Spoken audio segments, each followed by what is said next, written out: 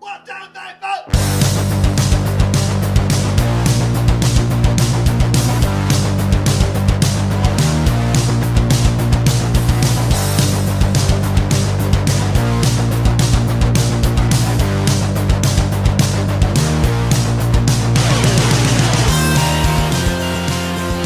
And hello there, all you Stay Tuners. Welcome back to another episode of Stay Tuned Sports. This is episode number 32. How's everybody's week going so far? Mine's not going too bad. Past 2 days seems like it kind of drag a little bit, but a lot better than the Alabama Crimson Tide on Monday, or Cody Parkey on this past Sunday. I mean, I actually really do feel bad for Cody Parkey, but I'll get into that a little bit later on. You know, we're gonna probably be heavily talked about with NFL stuff, with the hirings of head coaches. You know, obviously the playoffs, recapping last week's playoffs, plus this coming up weekend of divisional games. We'll talk a little bit about the national title game. Obviously, the big surprise there is Clemson winning by a huge margin. What was it, like 44-14 or something like that? Like, it was very surprising for me. But before we get all into that, you can follow me on Twitter at Jimbo ST Sports, or you can follow the show as well at ST Sports Podcast. You can also head over there to see our good friend King. Follow him at King of Skunk Duck. He has some new shirts out, especially with the Tigers, the Clemson Tigers winning the national title. So kind of getting into it, you know, we're going to jump right into the college football. You know, we're going to talk about Clemson and the Clemson and Bama game here. So like I touched on, obviously, Clemson beat Alabama 44-16, and they became the national champions. And I believe on Monday or Tuesday, probably Tuesday, the AP released their top 25, with Clemson coming in with all 61 first place votes, which I was kind of surprised about that, because Alabama, everybody loves Alabama, so I was thinking they would have got 1 or 2, votes. But then again, when you get blown out by 30 plus points, it's hard to garner any first place votes. Ohio State came in at number 3, which I'm okay with. Oklahoma came 4, Notre Dame number 5. Now, obviously, if you guys have been listening, this whole college season, obviously you guys know I'm a Notre Dame fan, so this may come across as me saying this because I'm a Notre Dame fan, but I was a little surprised Notre Dame came at 5 and not number 4. But I guess in a way I could understand it, just for the simple fact that Notre Dame did get blown out by Clemson, the better team, and Oklahoma lost to Alabama, but was able to keep going point for point with them. So I'm curious to see how next year's rankings going into the season come out. The one team that I was happy to see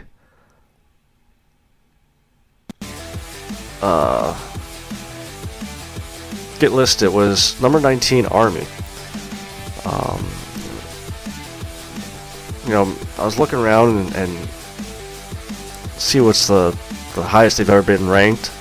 And surprisingly, they were number 3 back in 1958, and this is the highest they've been ranked since 1996.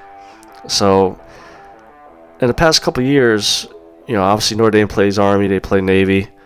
I'm not sure if they play Air Force, but those teams have been getting a lot better, a lot more competitive, even though Navy runs the triple option. They always give Notre Dame a good run for their money.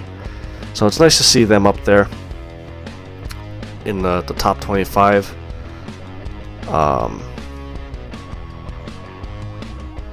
And you never know what's going to happen.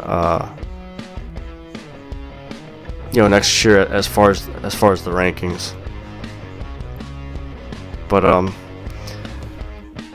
I also want to touch on the College Football Hall of Fame list got released. Now, probably a lot of you guys are like, why are you talking about a Jimbo and this and that? And really, the only reason why I'm bringing it up, and it's not because it's a Notre Dame player is in it, but it's because he's actually a hometown player from my local area, the Wilkes-Barre-Scranton area. It's Rocket Ishmael. He was a great returner and receiver back in, when he played with Notre Dame. Played in the NFL. I think he got drafted by the Carolina Panthers. Played with the Cowboys. His brother Quadre played with the Ravens. I think there was one other team he played with. Quadre did too. But I bring this story up. One, because of the Rocket Ishmael, but when I went through the list of players that are getting inducted this year, it's actually a pretty impressive list. I'm trying to pull up the list here now, but off the top of my head, I know Vince Young was in it. Patrick Willis, which still a young a young guy and everything like that. Darren McFadden was another one. It was a big long list, but you think about if you were to put all these players on a college team, whether it's Notre Dame or Alabama or whatnot. Yes, they didn't have that great of a NFL career, but they would be a powerhouse if they all played on the same team in college. So let me see here. So the article finally loaded for me. Some of the other members that are getting inducted: Torrey Holt from North Carolina State, Jake Plummer from Arizona State, Troy Polamalu, Joe Thomas, who just retired about 2-3 years ago, Michigan State running back Lorenzo White, and then as far as coaches, Dennis Erickson, who I thought he was still coaching, maybe not too sure, but just an impressive list of college players. You remember Young from the 2005 Rose Bowl, the game he had there. I touched on Rocket, just me personally seeing him play here at home, plus on TV, in South Bend. Darren McFadden had a good career in the NFL, also obviously in college. So congratulations to all those guys on obviously a great college career, and some of them with their NFL careers.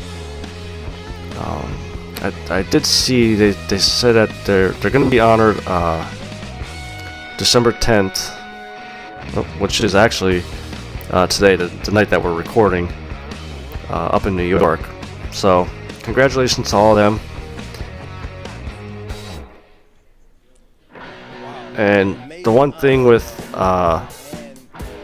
they didn't have back when they played was the college playoffs.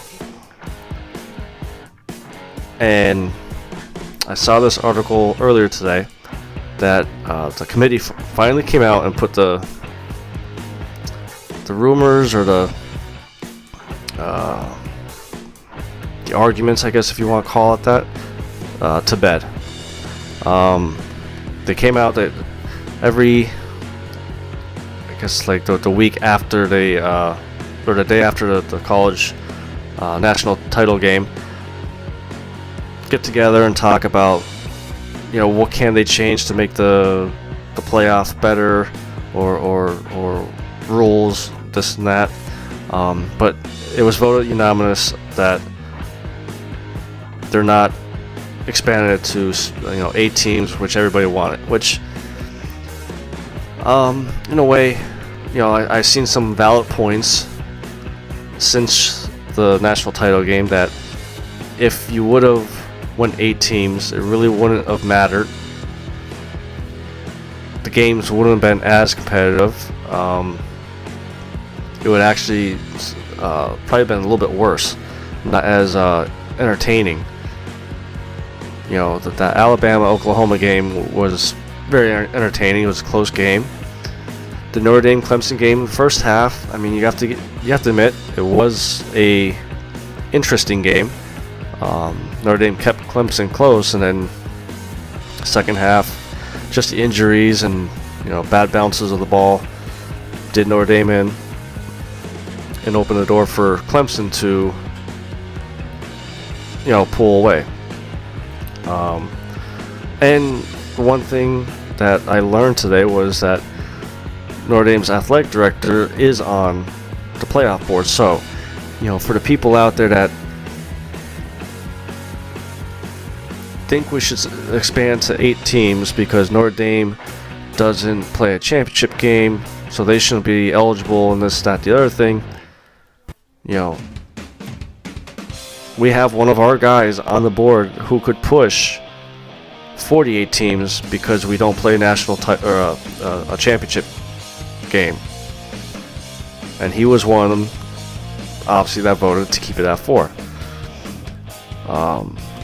Also, during their meetings, they did not discuss about how much a conference championship should matter or shouldn't matter. So it's sounding like come next year, there's going to be no changes to how the committee is going to pick teams or how to get in there. So I know I said about going 6 teams a couple weeks ago when King was on. We had a little discussion, but I kind of like the 4 teams, the top 4 teams. I think that's a good start. I mean, this is going on 4 years now. I think it's still a little too early to say 4 teams is not enough. It's we need more teams to be in the playoffs. I still think we should hold off on that. The one thing that no one's holding on to is waiting around for NFL head coaching jobs. So obviously already some of the jobs have been filled. You have Bruce Arians going to Tampa Bay. You have Adam Gase going to the New York Jets. You have the Bears defense coordinator. I'm trying to remember his name now. Vic Fangio. There you go. Vic Fangio going to the Broncos. You also have Freddie Kitchens, who was the Browns offensive coordinator, got hired as the new head coach. Did I get them all? I got Bruce Arians. And yeah. And then the Arizona Cardinals hiring Texas Tech coach Cliff Kingsbury. Now, out of all the hirings, the 2 that I was surprised about was the Arizona Cardinals and the Cleveland Browns. I think the Jets hiring Adam Gase is a very good move for Sam Darnold. He obviously showed glimpses of being a good quarterback, but he did show his rookiness. But with the Browns, when they fired Hugh Jackson and they gave Greg Williams the interim head coaching job, and literally almost made the playoffs. I really thought he was the shoo-in to keep the job if they were going to hire in-house. But they announced it yesterday that they relieved Greg Williams of his duties and hired Freddie Kitchens, which, maybe they hired him because he worked very closely with Baker Mayfield, which the season he had as a rookie, I was very surprised. I thought it was going to be another Johnny Manziel, a kid coming in that when he played in college, he was very flamboyant. Now, I'm still kind of old school. I'm kind of like the old school Barry Sanders scores a touchdown, hands the ball to the ref. I don't mind a little dancing, but some of the celebrations, they're kind of out of hand. So, I don't know if this is going to be the right hire for the Browns in the long run. But in the short term, it may work out. I mean, it has to work out better than what Hugh Jackson did. I mean, how much worse could you do than what he did? They got a young team. They got their quarterback. They got good defense. I really thought they would have brought a experienced head coach in, and who knows? Maybe Greg Williams would have kept him on as a offense coordinator.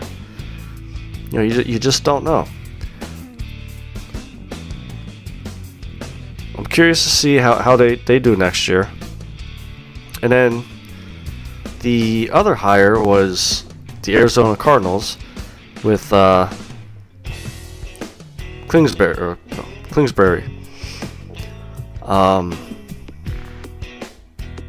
So when I saw that they hired him, I started reading some articles on him and where he came from and stuff like that. And one thing that scares me about this hiring is the fact that USC fired him, I believe it was late November, and then, Texas Tech fired him, and then USC hired him as an offense coordinator December 5th. Now, the other thing that scared me with this too was obviously the NFL teams were asking USC if they could interview him, and USC blocked any type of interviews that could happen. And so he basically said, either let me go interview these or I'm quitting. To me, that was kind of childish. I mean, you just got fired, then a week later a team gave you a chance to keep making money, to kind of help build your name back up a little bit, because he wasn't that great with Texas Tech, I believe. Now, he has worked with Patrick Mahomes. We see what he's doing now. He's a former quarterback. He's coached Casey Keenum, which obviously he's to me he's the next. Casey Keenum is the next Fitzpatrick from Tampa Bay. He also worked with Davis Webb from the Giants. Granted, you got Eli in front of you, but you really haven't seen too much of him. Worked with Chargers Nick Shimonek, and he also worked with Johnny Manziel. Out of all those quarterbacks, he's only had one that really panned out. And now you're going to bring him in to, quote, tutor your franchise quarterback. And we also have seen that college coaches coming to the NFL aren't very successful. the first one that comes to mind, Chip Kelly, as far as I go, being an Eagles fan, but he also went to the 49ers, didn't do anything. You had Steve Spurrier, you had Nick Saban, you had Greg Schiano. What head coach in the past 10, 15 years has lasted in the NFL and had a long career in the NFL? It's a totally different game, and I think this was a wow, he looks good type hire for them. I don't think they really did their homework. That they have other. They had Adam Gase out there, I believe, still, who he was just in a bad situation with Miami. You had a quarterback who couldn't stay healthy. You had a receiver who was all about himself in Landry till he got traded to the Browns. Gase going to the Jets, I think you're going to see the Jets turn around in about 2 to 3 years. Arizona, I think this is just a bad move for them. And I think it's going to set them back, at least 4 years, because it's a 4-year contract with, I believe, a 5th-year team option. And by then, your franchise quarterback could be totally messed up just because you have a college coach coming in, excuse me, that is used to college coaching, not NFL coaching. Now, there's still 2 jobs available, Miami and the Bengals, which, as far as they go, slim pickings, because now you have Mike McCarthy, formerly of the Green Bay Packers, coming out saying he's going to sit out the year. He only really wants the Jets job. And let's be honest, I'm sure he made enough money over the 10, 15 years that he was with Green Bay that he could sit out a year and be fine. So, between Arizona and Cleveland, I will not be surprised if Cleveland is the better team next year when it comes to the coach hires and what those coaches mean to the franchise quarterbacks.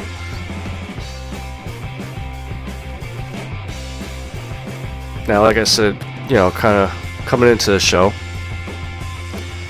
about Cody Parkey last week. Last week we had the wild card rounds, and tell you what, there was some pretty good games. I mean, obviously Chicago and Philly was an entertaining game. And a lot of people were complaining about the score. The first half being all field goals, but kept you on the edge of your seat. Even the game before that, the Chargers-Ravens game. Yes, first half, all field goals. And Jackson, he looked terrible the first 3.5 quarters. And, my fiance, my oldest, is a Ravens fan. So, I was sitting there, I watched the whole game. I'll give credit to Harbaugh for sticking with Jackson. Just for the simple fact of he's a rookie. He was having a very bad game. I'd be afraid that if Harbaugh would have pulled him out at halftime, it may have mentally screwed him up come next season. But by keeping him in there, it to me, it's going to help him learn how to fight through adversity, which he did. And he almost pulled it off. He almost brought the Ravens all the way back. And unfortunately,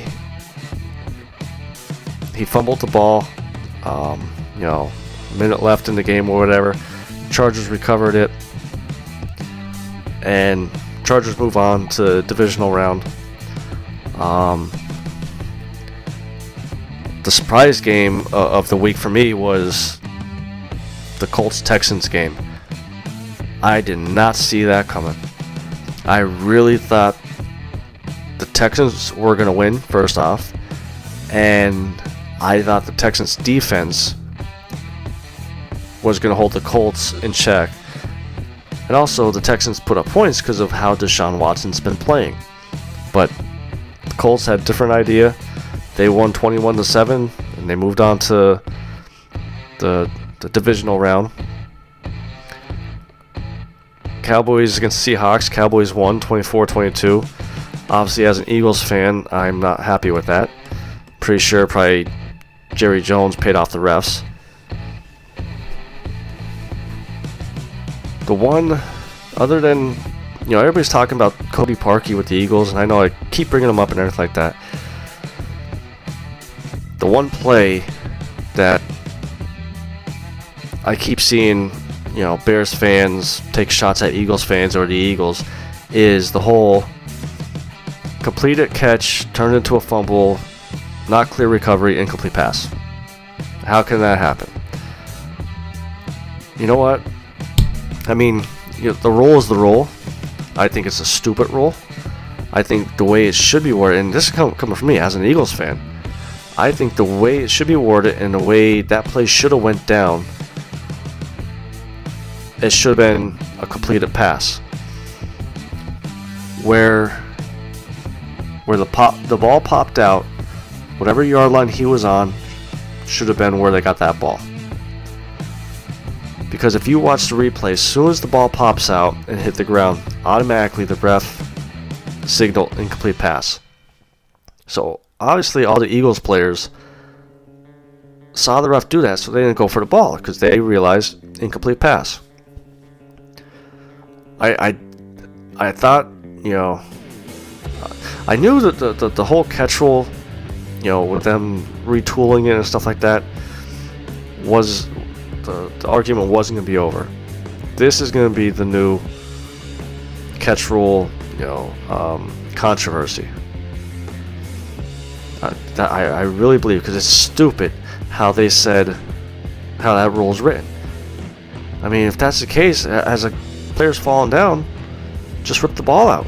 If it goes out of bounds, there's no clear recovery, it's an incomplete pass. I mean, that's the way I take that rule. But in the end, for one last time, Cody Parkey had his field goal block. Yes, you Bears fans, it was blocked. He did not miss it. He didn't purposely miss it. Yes, you're paying him $5 million. It got blocked. Now, me personally, I looked at a couple of the videos. I couldn't see any tip of the Eagles player's hand hit the ball to send it, to a different trajectory. But NFL came out and said it's a tip ball, and it's a blocked field goal, no longer a missed field goal. So with that all being said about last week's playoffs games, I'm going to give it one more shot trying to pick these games, because I think last week I did pretty bad. So the Colts moved on to play the Chiefs. Chiefs are a 5.5 point favorite. Does Andy Reid finally get over the hump and win some playoff games with the Chiefs? I think they will. I don't know if they could stop the Colts on offense, but I don't think the Colts could stop the Chiefs offense and Patrick Mahomes. I'm going to say this game could be a 30-24 game. I'm picking the Chiefs as the winner to move on to the AFC Championship. That game's Saturday at 4:30. Then at 8:15, we have the Dallas Cowboys against the LA Rams. The Rams are a 7-point favorite. Now, I know last week I picked Seattle to go past the Cowboys, but didn't go that way. this game, man, this game could go one of two ways. It could go either Cowboys win a close one, like a 2 or 3 point game, or the Rams just totally blow them out. When the Eagles played the Rams and the Bears played the Rams, they played like a cover 2 type defense against that Rams offense and totally shut them down. Now, I don't know if Dallas can play that type of offense or defense. If they can't, I think the Rams defense is going to pester Prescott and bottle up Elliott. I'm going to have to go with the Rams. I'm going to go with the Rams.